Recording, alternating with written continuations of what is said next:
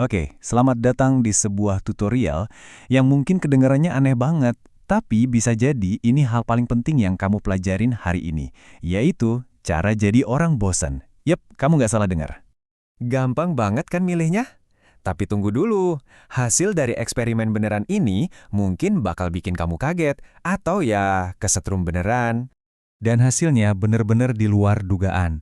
Coba bayangin, 2 dari 3 pria dan seperempat wanita itu ternyata milih disetrum daripada cuma duduk diam sama pikiran mereka sendiri. Padahal ingat loh, rasa sakit ini tuh rasa sakit yang awalnya mereka bilang, mending bayar deh daripada ngerasain. Ini nunjukin sesuatu yang dalam banget soal kita ya.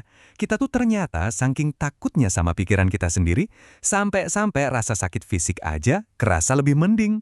Nah, pertanyaannya sekarang, apa sih sebenarnya yang kita rugiin tiap kali kita kabur dari rasa bosan?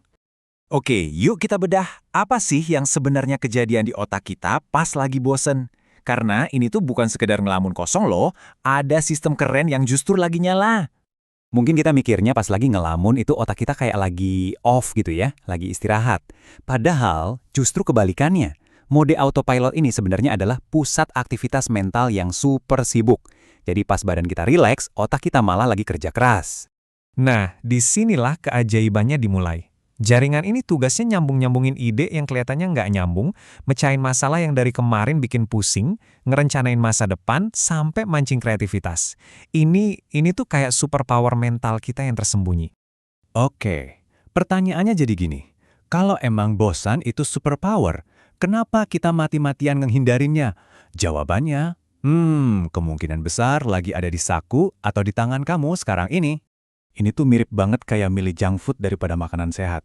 Notifikasi, nge-scroll tanpa henti, itu semua ngasih kita dopamin murahan yang instan. Otak kita jadi terlatih buat pengen imbalan yang cepet.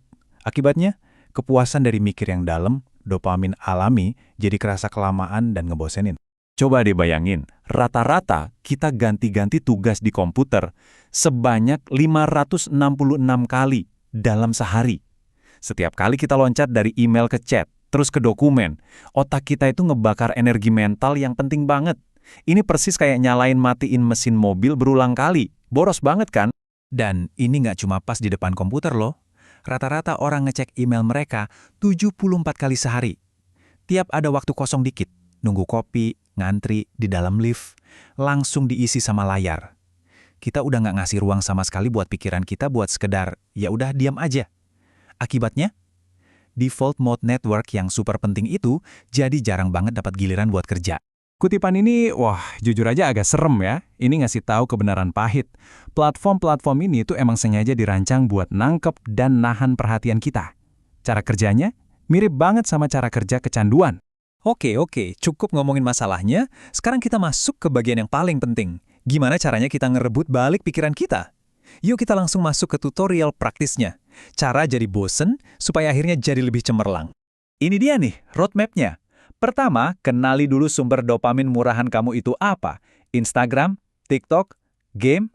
Kedua, potong pemicunya. Pindahin aplikasinya dari home screen atau matiin aja notifikasinya. Ketiga, coba deh hadir sepenuhnya pas ngerjain tugas sepele. Misalnya, nyuci piring ya nyuci piring aja. Nggak usah sambil dengerin apa-apa. Terakhir, sengaja bikin jadwal waktu bebas gadget. Mungkin mulai dari 15 menit jalan kaki, tapi HP-nya tinggalin di rumah. Kita sering mikir kalau jadi hebat itu keren, glamor, seru terus.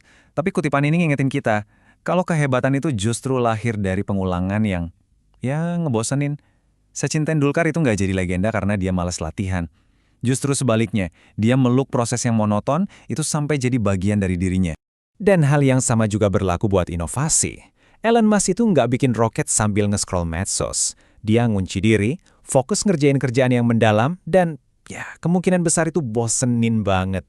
Emang nggak ada jalan pintas buat jadi ahli sejati. Jadi, yuk kita coba rombak total pemahaman kita soal apa itu produktif. Mungkin produktivitas yang sebenarnya itu justru sama sekali nggak kelihatan kayak orang sibuk. Dan ini dia nih paradoks utamanya.